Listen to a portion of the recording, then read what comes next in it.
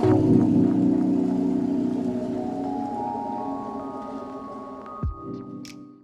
to have the opportunity to chat with you today. Great. Tell me a little bit about what led you to become an interior design professional. Well, it beats welcome to McDonald's. Can I take your order? I basically realized pretty early on that I'm unhireable, and so I had to carve out a profession that I could enjoy and be a full-time mom, and also have something that I love that was aesthetic and beautiful and creative. And that's how I kind of stumbled onto it. What was your first big break? Oh, that's an interesting question because I never really think about that. My first big break was probably that I had sold a business and had the opportunity to go shopping. And my sort of object of desire were things for architectural elements for my house. I was building a house at the time. And so I went to Europe. And I always think that's my first big break because I realized that there was a whole world of beautiful things out there, and that we just had to go looking for them. I was sort of like a little piggy snorting for truffles in the countryside of France, and so I think that's when I realized that just getting out of where I was and into a new environment that was challenging and interesting, and that was sort of what led me to this industry. Just that wanting to find treasures and put them into architecture, into homes and into houses and into rooms. Describe your clientele. My typical clientele is definitely upper tier for my design business, but I'm passionate about everyone having beautiful rooms. So just one tier of my business is that my private bespoke, where people hire me in a conventional interior design way or interior design process. That caters to 0.2% of the population, but that's the work that gets editorialized. Those are the projects where you can put those they end up on the pages of a random magazine or House Beautiful or Architectural Digest. And then so that's a very important part of the business, but I'm very passionate about the mid-tier of designer that I want to get product, and then the end user. I want everybody to have beautiful rooms. So I'm constantly, as a business person, looking for ways to reach all different layers of the market. Tell me about a project that you worked on that stands out most in your memory. Oh my gosh, there's been so many because they're like your children. Sure. You fall in love with every single one of them, and then of course you have to leave and they stay in someone else's house. So it's kind of a little odd, but Do you get visitation rights? I do get visitation rights. I do. I make it. I always want to do a good job for my clients, so they invite me back because it would be too unimaginable to not get to visit some of these places. But I think that probably. I had a wonderful experience working on an original George Washington Smith in Bel Air, California. It was really rich in history, and it was just a beautiful nostalgic project, and so that was particularly challenging, but also glorious to see the end result of that. But I think there are all different layers. One of my favorite things I did was a project, a beach house project in Malibu, where the client had said, we have this rusty old beach house and we're going to tear it down and build a big modern structure, but until we do, can you just make it nice enough that we want to go out for 1 month out of the summer and surf? And so I was mortified that they were going to tear down this house because it was one of the original cottages in Malibu. So we just made it amazing. We completely restored it. It had all these vines and things growing over the house. It was a little shingle cottage. And by the time that we finished with it, through the landscape, all the way through the house, the renovation of the house and all of the furnishings, by the time we finished it, the clients came back and looked at the house and were like, oh my God, we would never tear down this house. So I guess that was one of the most rewarding ones because I actually feel like maybe we saved the house. So it's still standing? Yeah, it's still standing. Oh, and they wanted a modern beach house at some point, but that beach house was sold as one of the original beach cottages. So it changed hands since then, but the point was really that may not have survived had it not been sort of loved back to its original splendor. Oh, that's a good story. Yeah, So what gives you the inspiration to create? A client calls you, says, come to my home. What from there? it's a really a sort of a process by braille in a lot of ways. It's you have to really sort of meet the client, spend some time, and sort of get a sense of who they are and what they need in the interior. And I love that process. It's very intimate. I think that's why I love my profession, is that it's when you're creating a home for someone, you're in the inner sanctum of a family, and I think it's an awesome responsibility, because it's more than just pretty rooms. It's about setting people up for success in their lives, by mapping, by just the way you use rooms. Some of the old paradigms don't really work in the way we live and coexist as families now. So formal dining rooms we don't use. We want to be in that kitchen, so our kitchen should be more beautiful spaces, not just utilitarian spaces, because no matter how nice the house is, everybody's going to stay there. So I'm an advocate of knocking down walls and making sort of great room kitchens that people can coexist in, that you can linger after dinner and not feel like you're hanging out in the kitchen. So I'm a big fan of paneled, beautiful, glossy kitchens with old mirrored walls, and bring out the silver and the china and just live with all of it. I don't like the idea that you have wedding china and you stick it in a little felt bag and it goes under the. I know. Have you done that? Yes. And then how often do you pull that out? Not very. Never.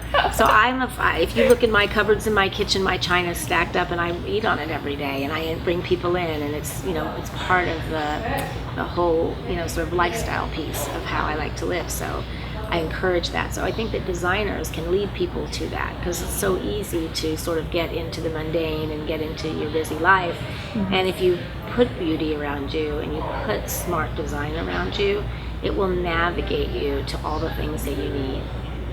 Any design ideas or tips that work for modern busy families in terms of functionality?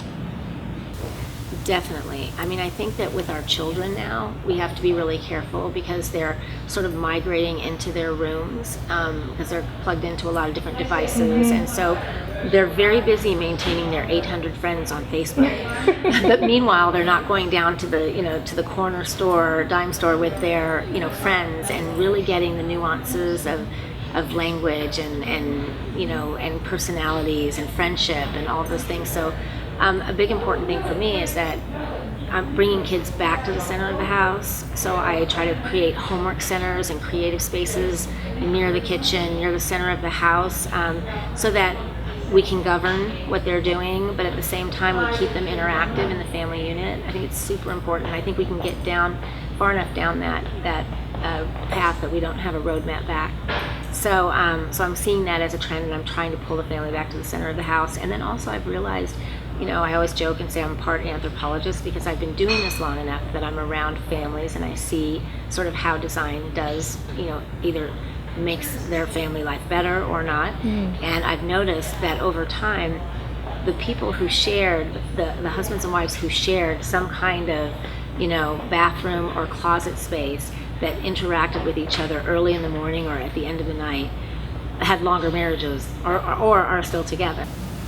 Is there a signature Windsor Smith look? Yeah, definitely.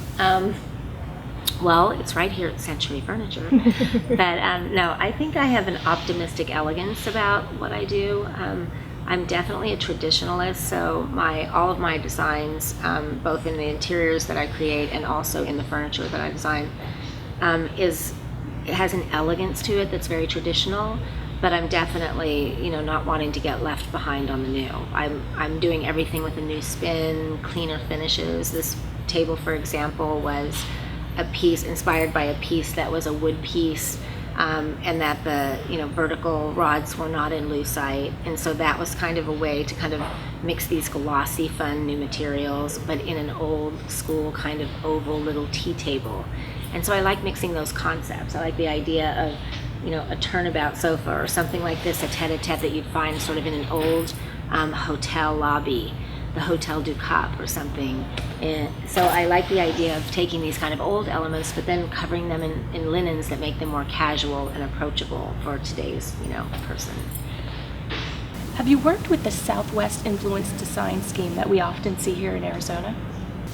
I haven't a lot, but through Room in a Box, we had a famous baseball player, Evan Longoria, So he used Room in a Box. He and his lovely girl, Jamie Edmondson, they used Room in a Box to create a baby room for their baby that was coming. And so it was interesting to see, and then that expanded into them using Room in a Box to do the entire house. But it's here in Scottsdale, and it was interesting because the colorations were so different, you know, dealing with the kind of desert brown and the, you know, these kind of umber shades that are designed to sort of make the house go into the landscape. I come from a place where we kind of want to pop the house and pull it forward. So my innate sense is to not go with all the colors that are around as much as I want to kind of draw the architecture forward. So I think I'm a little bit of an anarchist when it comes to doing desert design, because I just am coming from a very different place. But that's been my only real kind of desert experience, is being involved with that project kind of at an arm's length. Tell me about Room in a Box. It is so exciting to me. I was visiting the website and I found it very, very easy to use, and I probably am going to buy everything. Oh my God, I love that. I love that. Tell me a little bit about it, your inspiration for the idea. Well, it was really about demystifying the design experience for everyone. I feel like, you know, the design centers are sort of these spooky places that only, you know, an elite, you know, club of people can go into. So I wanted to get to everyone. You know, I wanted to create a design service that would get out there into the world of people that would probably not have the resources necessarily to hire a designer, or some that have the resources but really didn't want that type of relationship with a designer, that maybe they wanted to take more ownership of the design. So imagine sitting in a room with me and saying, you know, well, I really don't like that table, I'd like to substitute this table. Well, designers are like, what do you mean? We're using that table. But so some people, if you created the blueprint or the design for them, then they can value engineer that piece. They don't have to be modest about if they don't want to spend as much on something as something maybe a designer would specify because of their resources. So it allows the end user to be able to value engineer without shame, and also be able to take ownership if they want to alternate that piece out for something that they happen to really love that they've seen in their travels. They should certainly be able to do that. Well, a conventional designer relationship doesn't really promote that in the same way as giving someone the blueprint and all your specifications and then saying, God bless you, now run with it. You know, they can either elect to click through to exact specification, or they can decide to value engineer the various pieces along the way. So it just kind of became, it was a solution to a problem. And the problem was that more and more people want great design, but more and more people also want a less conventional methodology to get there. What's the next big thing for Windsor Smith? Well, the next big thing is spring 2015, which seems so far away, but it's really not far at all. I'll be launching a beautiful line of lighting and accessories and small furniture pieces for our Terriers home. Very excited about that. And also I have a book coming out with Rizzoli, 2015 spring. So it's going to be a big spring for me. High Point will be a very big event for me next year. Wonderful. Anything else you'd like to share? Just www.wsroominabox.com. Fabulous. That's all that I have Thank today. you so much. Thank you. Thank you. I appreciate it. So high.